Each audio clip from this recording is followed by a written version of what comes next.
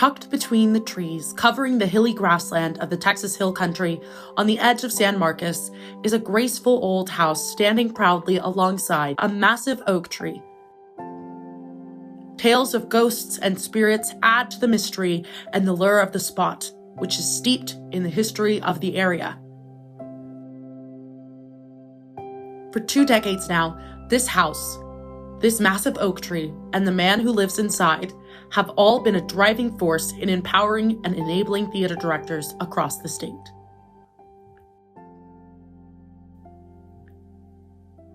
When Rick Garcia started the earliest version of Maestro Theater in the 1980s, he never dreamed that the project would become what it has, or that this house would become a haven for so many directors. The tree and the home are certainly part of it. They have weathered nearly 200 years together. The house was built, well, I don't have an accurate year. The deed said that the Eastwood purchased it from a family named Capron in 1847.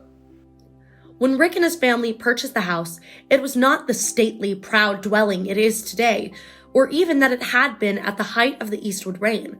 Before her death in a snowstorm in the 1970s, Mrs. Eastwood had boarded off most of the house and was living in just a few rooms. Rick and his family had a formidable task before them in renovating the old home. We purchased Eastwood Hill in 1999 and moved in late 2000 while the contractors were still refurbishing the house. And we would just move from room to room to room as the contractors were renovating the house. And as they restored and rebuilt the home and started getting to know the home, they also began to get to know the spirits who lived there. One of the most fascinating aspects of Eastwood Hill is ghost stories on the last night of the retreat. Garcia dims the lights and regales his guests with stories of the purple girl and the cowboy and Mrs. Eastwood herself. I'm going to tell you about Mrs. Eastwood, who lived to be 102, and she died here. While Maestro Theater is very grounded in its location at Eastwood Hill, it did start out here, and in its first few years, the project looked very different than it does today. The vision was, I've always wanted to start a community for teachers and artists. A group of my closest friends, we created Maestro Theater, and at that point, 5 or 6 theater teachers came together. We picked a play, and we spent a month rehearsing, and we performed for 2 weekends. And then Maestro moved to Eastwood Hills. I'm pretty sure it's 2001 when we started doing workshops here at the house. And the first one I remember had 7 members. I advertised at the UIL State Meet with flyers. And at that point, that wasn't even finished. I was renting beds, some furniture, and just dove right in and started training teachers. The road has not always been smooth, and there have been times when the future of Maestro didn't seem certain. Financially, things got difficult. I was like, is it really worth all this pain? Is it worth, saving every penny to do this? And in those moments of doubt, I sort of have to pick myself up and remind myself that it's really not about the money. I will survive. I'm not going to starve. And this is where the giant oak tree makes an appearance. During the renovation, Rick doctored the tree and built a deck to surround it. And the tree began to weave its special touch into the residents of Eastwood Hill. And it's just this massive, gorgeous tree. I think an arborist told us that it's probably over 300 years old. I now call the tree Abuelito, which is grandfather in Spanish. And Garcia would need Abuelito's strength when the uncertainty about money for Maestro made him question whether or not his dream would ever come true. Moving forward with the project required cash. Garcia fielded suggestions about becoming a charity, but he wasn't interested. I was a little arrogant or cocky, and I thought, well, surely I can get an SBA loan. I thought it was a done deal. And then I remember I was out on the deck working. I get a phone call, and it's my banker, and he said, I'm sorry, Rick, it's not going to fly. They're not interested in the fund. And then it was one of those moments of weakness where I just thought, how can I keep doing this? And I remember I sat on the floor, leaning on the oak tree, and I started to cry. I was just tired.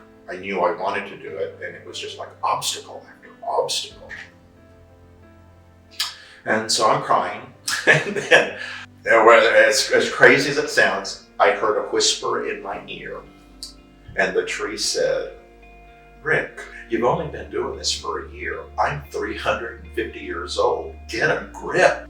I got on my phone and I called that family. I go, tell me about this 501c3 thing. I think y'all are right. And this is where the Maestro Arts Project finds itself now, stepping out in faith to find the funding needed to make the next set of dreams that Garcia has for the group a reality. The next phase for Maestro is to continue the current programming that we have, and that's to support teachers in workshop trainings here in the fall and in the summer, to continue supporting students with a scholarship fund. Next phase is the one that's most dear and special to me, is to hopefully start a summer theater camp for students here on the property.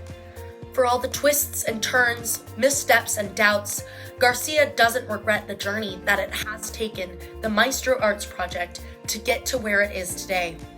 In fact, he knows that the detours, even the ones that felt like failures at the time, are some of the most important parts of his story. Were there moments of doubt? Definitely. Right? But that's sort of what I teach directors, is we always start off with a big vision with our productions, and you have to remain flexible.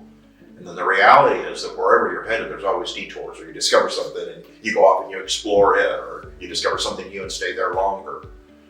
So I think that's just sort of a life lesson. Your plans, change, they alter, and you just go with it. And through it all, the project and the house have flourished, despite winter storms and pandemic shutdowns. The Maestro experience is somehow more than the sum of the man behind it, or the home that houses it, or the tree that shades it, or even the ghosts whose stories embellish it. The directors who come to hone their craft leave changed and for the better, taking the lessons they have learned back to their students, multiplying the impact far more than numbers could ever show.